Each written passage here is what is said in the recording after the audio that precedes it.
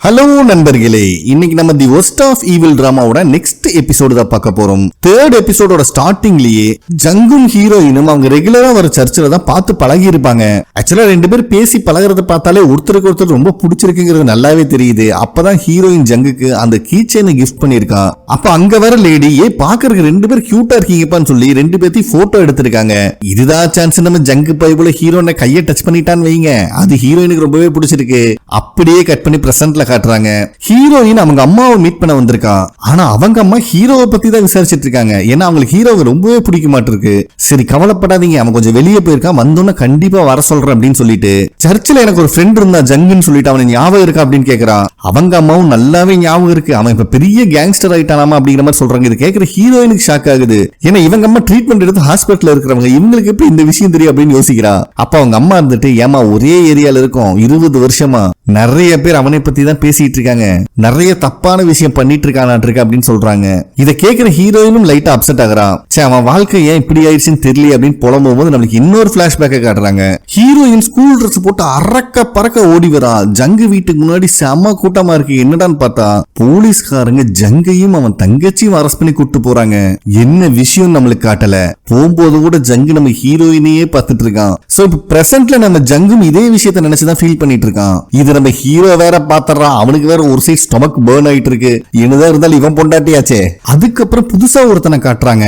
அவனுக்கு ஃபேக்ஸ்ல ஹீரோவோட பயோடேட்டா வருது. அனுப்பி இருக்கிறது ஜங்கு டீம் சேர்ந்தவங்க தான். இவங்க அப்பாவோட கிரிமினல் ரெக்கார்ட்ஸ் எல்லாம் எனக்கு வேணும் அப்படின்னு கேட்டிருக்காங்க.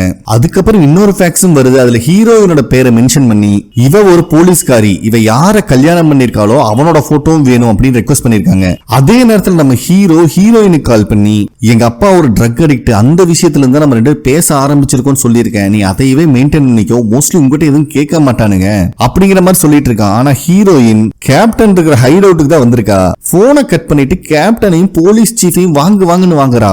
இவ்வளவு பெரிய டேஞ்சர் மிஷனுக்கு இவனை ஏன் தனியா அனுப்புனீங்க அப்படின்னு கேட்டா கேப்டன் இருந்துட்டு இவன் தான் இருக்கிறதே பெஸ்ட், இவனால மட்டும் தான் ஹேண்டில் பண்ண முடியும் அப்படின்னு சொல்றாரு. இவளும் அங்க இருக்கிற டீடைல் பார்த்துட்டு நான் ஒரு காப் அப்படிங்கிற விஷயம் ஜங்குக்கு நல்லாவே தெரியும், அது மட்டும் இல்லாம இப்ப எனக்கும் ஹீரோக்கும் பழக்கம் இருக்குங்கிற விஷயமும் அவனுக்கு தெரிஞ்சிருக்கு, கண்டிப்பா இது ஹீரோவை பாதிக்கும் அப்படிங்கிற மாதிரி சொல்றான். ஆனா கேப்டன் இருந்துட்டு ஜங்கோட அடுத்த மூவ் வர வரைக்கும் நம்ம வெயிட் பண்ணுவோம், எதா இருந்தாலும் அதுக்கப்புறம் டிசைட் பண்ணிக்கலாம் அப்படிங்கிற மாதிரி சொல்லிடுறாரு. நெக்ஸ்ட் சீன்லயே ஒருத்தனுக்கு ஃபேக்ஸ் ரிசீவ் ஆச்சுல, அவன் ஒரு போலீஸ்காரனை வந்து மீட் பண்றான். இவனுக்கு கேட்ட டீடைலையும் அந்த போலீஸ்காரன் பிரவுன் கவர்ல போட்டு அவன்கிட்ட கொடுக்கறான் பணத்துக்காக. சோ இவனும் அந்த கலெக்ட் பண்ண டீடைல் எல்லாத்தையும் ஜங்கு கிட்ட கொண்டு வந்து கொடுத்துறான். அதுல ஹீரோவோட அப்பா 4 டைம் வயலன்ஸ் கிரியேட் பண்ணனால அரெஸ்ட் ஆயிருக்காங்க. நீ சொன்ன மாதிரியே ஹீரோயின் அவ கூட ஒர்க் பண்ற சீனியர் போலீஸ்காரன் தான் கல்யாணம் பண்ணிருக்கா. அவனோட பேரும் பார்க்குன்னு ஹீரோவோட நேம் தான் அவன் சொல்றான். அதுக்கப்புறம் இதுதான் அவங்க ஹஸ்பண்டோட போட்டோன்னு ஒரு போட்டோவே எடுத்து கொடுக்குறான். இத பாக்குற ஜங்கோட மூஞ்சி மாறுது. நம்மளுக்கு அந்த போட்டோவை காட்டாம இன்னும் பதட்டத்திலேயே வச்சிருக்கானுங்க. அவ்வளவுதான், ஜங்கு நேர ஹீரோ தான் வந்து பாக்குறான். கொஞ்சம் வாடா போட்டு தனியா பேசணும் வேற கூட்டு போறான். ஹீரோக்கு இன்னும் பதட்டமாகுது. கூட்டு போனவன் எல்லா டீடைல் கலெக்ட் பண்ணிட்டேன் அப்படின்ட்டு ஹீரோயினோட டீடைல் எடுத்து நிட்டுறான். அதுல அவன் ஹஸ்பண்ட் நேம் பார்க்குன்னு இருக்கு. அவ்வளவுதான், ஹீரோ பதட்டத்தின் உச்சக்கட்டத்துக்கே போயிடறான். கையில இருக்கிற ஒரு சாவியை ரெடியா வச்சிருக்கான். ஓகே போட்டு தள்ளிட்டு எஸ்கேப் ஆயிடலாம் அப்படிங்கிற மாதிரி. இதுதான் ஹஸ்பண்ட் போட்டோன்னு எடுத்து நீட்ட மொத்த நம்மளுக்கே காட்டுறானுங்க. ஹீரோவோட கேப்டன் போட்டோவை ஹஸ்பண்ட் போட்டோவை ரீப்ளேஸ் பண்ணி வச்சிருக்கானுங்க இந்த இடத்துல. சரி இவனை எங்கேயாவது பாத்திருக்கியா, ஹஸ்பண்ட் பத்தி ஏதாவது சொல்லிருக்காளா ஹீரோயின் அப்படின்னு கேட்கும்போது எனக்கு தெரியாதுன்னு சொல்லிடுறான். ஏற்கனவே இவன் கொலவெறியில் இருக்கா. இவங்கிட்ட ஜங்கு இருந்துட்டு ஏன்டா இந்த போட்டோல இருக்கிற அழகா இருக்கானா இல்ல நான் அழகா இருக்கா அப்படிங்கிற மாதிரி கேட்கிறான். ஹீரோக்கு வேற வழியெல்லாம் பல்ல கடிச்சிட்டு நீங்க தான் பஸ் அழகா இருக்கீங்க அப்படிங்கிற மாதிரி சொல்லிடுறான். இதுல ஜங்குக்கு ஒரு சந்தோஷம் வேற. அதே நேரத்துல போலீஸ் சீஃப் இப்ப பணத்துக்காக டீடைல ரிலீஸ் பண்ண போலீஸ் ஆபீசர் தான் கூட்டு மிரட்டிட்டு இருக்காரு. ஏன்னா அந்த அளவுக்கு நாங்க லூசுன்னு நினைச்சிட்டு இருக்கியா, நீ லாகின் பண்ணும் போதே நீ என்னென்ன பண்றன்னு எங்களுக்கு தெரியாது, இதுக்கு மேல நான் சொல்றத கேட்டு அப்படியே நடந்தீங்கன்னா உனக்கு நல்லது, உன்னோட ஃபியூச்சருக்கும் ரொம்ப நல்லது.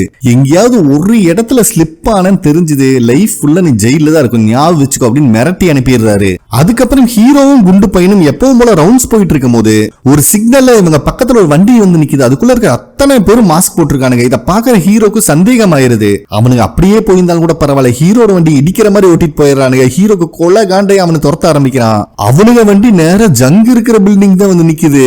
எல்லாரும் கிடைச்ச டூல்ஸ் எல்லாம் எடுத்து ஜங்கோட பேரை சொல்லிதான் உள்ள கண்ணா பின்னான்னு பூந்துட்டு இருக்கானுங்க. இத பாக்குற ஜங்கு ஒரு நிமிஷம் அலறி போயிடுறான். கரெக்டா அந்த இடத்துக்கு குண்டு பையனும் ஹீரோ வந்துடுறாங்க. ஜங்கு கன் எடுக்க போற கேப்ல ஹீரோ அந்த ரூமோட டோரை க்ளோஸ் பண்ணிட்டு நான் தாண்டா ஜங்குன்னு சொல்லிட்டு உள்ள வந்து எல்லாத்தையும் காட்டுன்னு காட்டுறான். அப்ப திடீர்னு ஒருத்தனை பார்த்து சிக்னல் கொடுத்த உடனே அவன் ஹீரோட மண்டையிலேயே ஒரு அடி அடிச்சுட்டு எல்லாரும் அங்கிருந்து எஸ்கேப் ஆயிடுறானுங்க. ஜங்குக்கு என்ன நடந்துச்சுன்னே புரியல. பார்த்தா ஹீரோட மண்டை பொழந்து போலான்னு ரத்தம் வந்துட்டு இருக்கு. சோ நெக்ஸ்ட் சீன்ல எல்லா கேங்ஸ்டரும் ஹாஸ்பிட்டல் முன்னாடி தான் நின்று இருக்கானுங்க. உள்ள ஹீரோக்கு ட்ரீட்மெண்ட் போயிட்டு இருக்கு. பக்கத்திலேயே ஜங்கும் அவனோட ஆளுகளும் நின்று இருக்காங்க. அப்ப பார்க் இருந்துட்டு ஜங்கு கிட்ட கண்டிப்பா இது எல்லாம் அந்த பெரிய பாஸோட வேலையா தான் இருக்கும், நம்ம பதிலுக்கு எதுவுமே பண்ணலனா நம்ம எல்லாம் எதுக்குமே லாய்க்கு இல்லன்னு அவன் நினைச்சிருவானுங்க. சோ நைட்டோட நைட் அவனுல மொத்தமா காலி பண்ணிடலாம் அப்படின்னு சொல்றான். ஆனா ஜங்கு இருந்துட்டு இந்த பிரச்சனையை நான் பாத்துக்கிறேன் அப்படின்னு கெத்தா பேசிட்டு இருக்கான். அப்போ ஃப்ரெண்டுக்கார இருந்துட்டு பாஸ் இனிமேல் ஹீரோ ரவுண்ட்ஸ் போக வேண்டாம், உங்க ரூமுக்கு பக்கத்து ரூம்லயே அவனுக்கு ஒரு சேரை போட்டு கொடுத்துருவோம், அதுதான் உங்களுக்கு பாதுகாப்பு அப்படின்னு சொல்லிடுறான். நம்ம ஜங்கும் நடந்த விஷயத்தை யோசிச்சு பாக்குறான். ஏன்னா வந்தவனுக்கு ஜங்க தேடிதான் வந்திருப்பாங்க.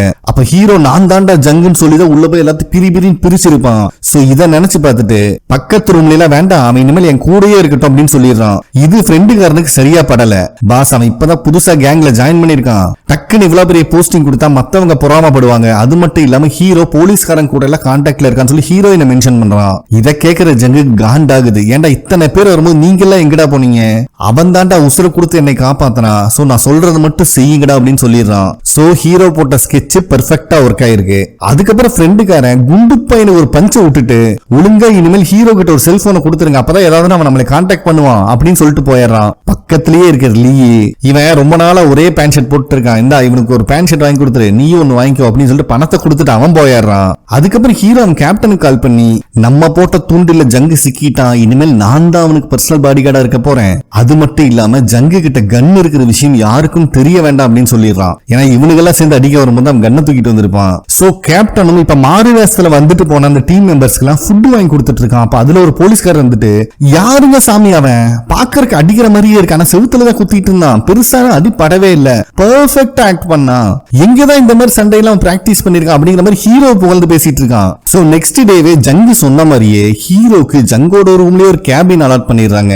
அது மட்டும் இல்லாம மெயின் டோரோட பாஸ்வேர்ட் எல்லாம் ஃப்ரெண்டுக்காரன் சொல்லி கொடுத்துறான். இப்ப ஹீரோ கையில மொபைலும் வந்துருச்சு. சோ கேப்டனுக்கு கால் பண்ணி இதுதான் என்னோட மொபைல் நம்பர், கண்டிப்பா இதோட ஹிஸ்டரி செக் பண்ணுவானுங்க, என்ன ஆனாலும் சரி இந்த செல்போன்ல இருந்து நம்ம பேசுற கால்ஸ் எதுவுமே ஹிஸ்டரியில வரக்கூடாது அப்படின்னு சொல்லிடுறான். அதுக்கப்புறம் ஜங்கு ஹீரோவை கூப்பிட்டு வெளியே கிளம்புறான். அப்ப மத்தவங்க எல்லாம் இப்ப தனியா போறது சேஃப் இல்ல, நேத்து மாதிரி திருப்பி அட்டாக் பண்ண சான்சஸ் இருக்கு அப்படிங்கிற மாதிரி சொல்றாங்க. பட் இது ஜங்கு கேட்கிற மாதிரி இல்ல. எங்கடா வந்திருக்கான்னு பார்த்தா ஹீரோயினோட அம்மா அட்மிட் ஆயிருக்க ஹாஸ்பிட்டல் தான் வந்திருக்கான். நம்ம ஹீரோக்கு மூஞ்சியே இல்ல, பாவம் இவனை எப்ப பார்த்தாலும் பதட்டத்திலேயே வச்சிருக்கானுங்க. சரிவா சின்ன வயசுல இருந்து உனக்கு ஹீரோயினை தெரியும் இல்ல, அவங்க அம்மாவை போய் பார்த்துட்டு வந்துடலாம், ரொம்ப சிக்கா இருக்காங்களாமா அப்படிங்கிற மாதிரி ஜங்கு சொல்றான். கண்டிப்பா போனா மாட்டிக்குவோன்னு ஹீரோக்கு தெரியும். அதனால அவங்களுக்கு என்ன ஞாபகம் இருக்க சான்ஸ் இல்ல, என்ன சின்ன வயசுல பார்த்தது, அது மேல இப்ப ரொம்ப உடம்பு சரியில்லாம இருக்காங்க, நீங்க போய் பார்த்துட்டு வாங்க, நான் வெயிட் பண்றேன்னு சொல்லி சமாளிச்சிடறான் ஹீரோ. அதே நேரத்துல இந்த பெரிய பாஸ் ஜப்பான்ல இருக்கிற அவரோட பிரதரை பார்க்க வந்திருக்காரு. அவனும் ஒரு பெரிய டான் தான், பட் அவன் இல்லாதனால அவன் அசிஸ்டன்ட் கிட்ட பேசிட்டு இருக்காரு. ஜங்கு பண்றது எதுவுமே எனக்கு திருப்தியா இல்ல, அதனால மொத்தமா அவனுக்கு கதையை முடிச்சுட்டு கன்னம நானே என் கண்ட்ரோல் எடுத்துக்கலாம்னு பாக்குறேன் அப்படிங்கிற மாதிரி சொல்றாரு. அப்ப அந்த அசிஸ்டன்ட் காரன் இதுக்கு முன்னாடி இருந்தவங்களை விட ஜங்கு நல்லாவே ஹேண்டில் பண்ணிட்டு இருக்கான், அது மட்டும் இல்லாம என்னோட பாஸ ஒரு அப்பா மாதிரி தான் நினைச்சிட்டு இருக்கான், சோ உங்க முடிவை ரீகன்சிடர் பண்ணி பாருங்க அப்படிங்கிற மாதிரி இந்த அசிஸ்டன்ட் சொல்றாரு. பட் இத கொரியால இருந்து வந்த டான் ஏத்துக்கிற மாதிரி இல்ல, நான் முடிவு எடுத்ததுதான் ஜங்கோட கதையை முடிக்க போறேன் அப்படிங்கிற மாதிரி சொல்லிடுறாரு. அதே நேரத்துல ஜங்கு ஹீரோயினோட அம்மா ரூம்லயே இருக்காங்க சொல்லிட்டு ஒரு வாக் கூப்பிட்டு வந்திருக்கான். அப்ப அவனுக்கு ஒரு போன் வருது. எஸ் ஃபாதர், நீங்க எது சொன்னாலும் ஓகே அப்படிங்கிற மாதிரி சொல்றான். சோ கால் பண்ணிருக்கிறது ஜாப்பனீஸ் டான். இவன் சொல்லி முடிச்ச உடனே ஜாப்பனீஸ் டானு கொரியால இருந்து வந்த டானோட கதையை முடிச்சிடுறாரு. பாவம் அந்த டானோட ஆள் ஒருத்தன் தப்பிக்கலான்னு பார்த்தா அவன் கதையை முடிச்சிடறானுங்க. சோ மொத்த சோலி முடிஞ்சது. இந்த விஷயம் நம்ம ஜங்குக்கும் போன் பண்ணி சொல்லிடுறானுங்க. அப்ப ஜங்கு இருந்துட்டு பக்கத்துல இருக்க லீ கிட்ட டான் கனிமோட்டோட கதை முடிஞ்சதுன்னு சொல்றான். இதை கேட்கற லீயே சர்ப்ரைஸ் ஆயிடுறான். நான் தான் முதல்லயே சொன்னேன் இந்த பிரச்சனையை நானே பாத்துக்கிறேன்னு, ஃபாதர் இந்த கதையை முடிச்சிட்டாரு அப்படின்னு சொல்றான். லீக்கு செம்ம ஆச்சரியம், இத்தனை வருஷம் இறங்காதவன் உனக்காக இறங்கி சம்பவம் பண்ணிருக்கான இந்த பெரிய டான் அப்படின்னு பேசிட்டு இருக்கான். சோ இப்ப இவனுக்கு எல்லாரும் சேர்ந்து பிஷிங் கிளம்புறானுங்க. அப்ப இவனோட ரூமோட பாஸ்கோட லீ என்ட்ரி பண்றத ஹீரோ நோட் பண்ணிக்கிறான். சோ டானோட கதை முடிஞ்ச சந்தோஷத்துல இவனுக்கிட்ட பணத்தை கொடுத்து எல்லாரும் போய் டின்னர் சாப்பிட்டு சரக்கடிச்சு என்ஜாய் பண்ணுங்க அப்படின்னு சொல்லிட்டு இவனுக்கு கிளம்பி போயிடுறானுங்க. அதுக்கப்புறம் ஹீரோ இவங்க எல்லாம் எப்ப ரிட்டர்ன் வருவாங்க அப்படின்னு அங்க இருக்கிற ஒரு அடியாள்கிட்ட கேட்கறான். அவன் இருந்துட்டு மோஸ்ட்லி ஃபிஷிங் போனா அடுத்த நாள் காலையில தான் வருவாங்க, நம்ம எல்லாம் போய் சரக்கடிச்சு ஜாலியா என்ஜாய் பண்ணலாம் அப்படிங்கிற மாதிரி இவனுக்கு கிளம்புறானுங்க. ஆனா ஹீரோ நான் இங்கேயே ஸ்டே பண்ணி இந்த இடத்த பத்திரமா பாத்துக்கிறேன்னு சொல்லி விவரமா பிளான் பண்ணி அங்கேயே இருந்துக்கிறான். ஹீரோ இருக்கிற அந்த பில்டிங் ஃபுல்லாவே சிசிடிவி கேமரா இருக்கு, அதனால அந்த ரூம் ஃபுல்லாவே ஷார்ட் சர்க்யூட் பண்ணி விட்டுட்டு ஜங்கோட ரூம்குள்ள போய் போய் செக் பண்ண ஆரம்பிக்கிறான் ஹீரோ. அப்ப அங்க இருக்கிற ஒரு டோர் அவனால ஓபன் பண்ண முடியல. இவனுக்கு என்ன பர்த்டே டேட் தானே பாஸ்வேர்ட் வச்சிருப்பாரு, இவனும் போட்டு பாக்குறான், எதுவுமே எடுத்துக்கல. கடைசியா ஹீரோயினோட பர்த்டே டேட் போடும் போது எடுத்துக்குது. சோ ரூம்குள்ள வந்து இருக்கிற எவிடன்ஸ் எல்லாத்தையும் போட்டோ எடுத்துறான் ஹீரோ. அதுக்கப்புறம் இவன் எடுத்த எவிடன்ஸோட இவங்க போலீஸ் சீஃப் கூட டிஸ்கஸ் பண்ணிட்டு இருக்கான். இவங்க ரெகுலரா மாசத்துக்கு 2-3 டைம் ஃபிஷிங் போறாங்க. பட் அதுக்கான ராடெல்லாம் எதுவுமே அந்த ரூம்ல நான் பார்த்தது இல்ல அப்படின்னு இவன் சொல்றத வச்சு இவங்க போறது ஃபிஷிங் கிடையாது, வேற ஏதோ விஷயம் இருக்கு அப்படிங்கறத கன்ஃபார்ம் பண்றாங்க. அப்ப ஹீரோ இருந்துட்டு ஒன்னும் பிரச்சனை இல்ல, நெக்ஸ்ட் டைம் ஜங்கு என்னைவே இன்வைட் பண்ற மாதிரி நான் பிளான் பண்ணிக்கிறேன் அப்படின்னு சொல்லிடுறான். அதே நேரத்துல ஜப்பான்ல இருக்கிற போலீஸ்காரங்க எல்லாம் கொரியால இருக்கிற ஒரு கேங்ஸ்டர் ரீசெண்டா ஜப்பானுக்கு வந்த அடுத்த நாளே பயபுள்ள மிஸ்ஸிங் அப்படின்ட்டு கேனிமோட்டோ பத்தி பேசிட்டு இருக்காங்க. அது மட்டும் இல்லாம அவனோட பாடியை பக்கத்துல கடல்ல இருந்து எடுத்திருக்காங்க. கண்டிப்பா இவனை யாரோ கொலை பண்ணிருக்காங்க, அந்த கேஸ் நம்ம சீக்கிரம் கண்டுபிடிச்சாகணும் அப்படின்னு டிஸ்கஷன் போயிட்டு இருக்கு. அதுக்கப்புறம் புதுசா ஒரு கேரக்டர் காட்டுறாங்க. பயபுள்ள ஒரு கடைக்கு வந்து ட்ரெஸ் பர்ச்சேஸ் பண்ற மாதிரி ட்ரையல் ரூம்குள்ள அவனுக்கு ஒளிச்சு வச்சிருக்கிற ட்ரக்ஸை எடுத்துட்டு இவங்க பணத்தை வச்சுட்டு போறான். சோ இப்படிதான் ட்ரக்ஸ் வந்து கைமாறிட்டு இருக்கு. அதைய கொண்டு வந்து ஆல்ரெடி ட்ரக் அடிக்ட் ஆனவங்க இருப்பாங்கல்ல, அந்த மாதிரி இருக்கிறவங்க கிட்ட செல் பண்ணிட்டு இருக்கான். அப்ப அங்க வர 3 பேர் இவனை போட்டு அடி பிரிச்சு மேயறாங்க. அதுல ஹெட் இருக்காரு பாத்தீங்களா, இவர் பேர் மேனேஜர் சோ, இந்த மொட்டையும் பேரு பேபி. ஆமா, சோ யாருடா உனக்கு இந்த ட்ரக்ஸ் கொடுத்தா, இது கன்னம்ல கிடைக்கிற கிறிஸ்டல், உன் பாஸ் யாரு உண்மையை சொல்லுன்னு சொல்லி அடிச்சு கொடுமைப்படுத்திட்டு இருக்கானுங்க. அப்பவும் வாயை திறக்கிற மாதிரி இல்ல. அதே நேரத்துல பிஷிங் முடிச்சுட்டு வந்தவனுங்க எல்லாத்தையும் பேக் பண்ணிட்டு இருக்கும் போது ஃப்ரெண்டுக்கார அவன் டார்ச்ல பேட்டரி சேஞ்ச் பண்றதுக்காக ரிமூவ் பண்றான். அப்ப செம்ம ஷாக் ஆகுறான். அந்த டார்ச்சை கொண்டு போய் ஜங்கு கிட்டையும் கொடுக்குறான். என்னடான்னு பார்த்தா உள்ள போலீஸ் டிபார்ட்மெண்டோட ஸ்டிக்கர் ஒட்டி இருக்கு. சோ இது போலீஸ்காரங்க யூஸ் பண்ற டார்ச். அப்படின்னா இதுக்கு முன்னாடி ஜங்க கொலை பண்ண முயற்சி பண்ணவங்க கேங்ஸ்டர் கிடையாது, போலீஸ்காரங்க தான் மாறு வேஷத்துல வந்திருக்கானுங்க. அந்த சண்டையில தான் இந்த டார்ச் கை மாறி இருக்கும் அப்படிங்கிறது புரியுது. பட் இருந்தாலும் ஜங்குக்கு போலீஸ்காரனுக்கு எதுக்கு இதெல்லாம் பண்ணணும் அப்படிங்கிற சந்தேகம் அதிகமாகுது. அந்த சமயத்துல ஃப்ரெண்டுக்காரனுக்கும் ஒரு கால் வந்துருது. நெக்ஸ்ட் சீன்ல மேனேஜர் சோவும் அவனோட ஆளுகளும் இப்ப புடிச்ச அந்த ட்ரக் சப்ளையரோட ஒரு ஸ்கூலுக்கு வரானுங்க. அங்கதான் ஃப்ரெண்டுக்கார வெயிட் பண்ணிட்டு இருக்கான். வந்தவனுக்கு ஃப்ரெண்டுக்கார மரியாதை கொடுக்கறான். ஆனா இந்த மேனேஜர் சோ ரொம்ப ஓவரா பண்ணிட்டு இருக்கான். அப்ப அந்த பேபி ஃப்ரெண்டுக்காரன் செக் பண்றங்க பேர்ல வாட்சையும் புடுங்கிட்டு போயிடுறான். இவனுக்கு எங்க பார்த்தாலும் வாட்சையே புடுங்கிட்டு கிடக்குறானுங்க. ஃபர்ஸ்ட் குவானுக்கு இதேதான் பண்ணானுங்க. ஒரு கட்டத்துல இவனுக்கு பண்றதெல்லாம் பாக்குற ஃப்ரெண்டுக்காரனுக்கு சிரிப்பு வந்துடுது. இதுல மேனேஜர் சோ காண்டாகறான். ஃப்ரெண்டுக்காரனை போட்டு அப்புறம் அதுக்கப்புறம் அவனை வண்டியில தூக்கி போட்டு இவனுக்கு வந்துட்டு இருக்கும் போது பின்னாடி ஒரு வண்டி ரொம்ப இரிட்டேட் பண்ணிட்டு வருது இவனுங்கள. அப்ப திடீர்னு பின்னாடி வந்துட்டு இருந்த வண்டி இவனுக்கு கார் மேல மோதிடுது. பேபி இறங்கி போய் பார்த்தா கார் ஓட்டிட்டு இருக்கிறது ஒரு பொண்ணு. ஆனா விண்டோ ஓபன் பண்ண மாட்டேங்கிறா. அடி பைத்தியக்காரி, நீ இடிச்சதுல எனக்கு கழுத்து வெளியே வந்துருச்சு, ஒழுங்குறையா வெளியே வாடின்னு கத்திட்டு இருக்கான். பட் அதெல்லாம் கண்டுக்கிற மாதிரியே இல்ல. அவ திடீர்னு காரோட டிக்கிய ஓபன் பண்ணி விடுறா. பார்த்தா அங்கிருந்து லீவ் வரா. வந்தவன் பேபி அடிக்க ஆரம்பிக்கிறான். இந்த கேப்ல நம்ம ஜங்கு எலக்ட்ரிக் ஷாக் கொடுக்குற கண்ணை வச்சு மேனேஜர் சோவை மட்டையாக்கிடுறாரு. அதுக்கப்புறம் இவனுக்கு அடியாளுகளை தூக்கி வீசிட்டு மேனேஜர் சோவை மட்டும் தூக்கிட்டு கிளம்பிடுறானுங்க.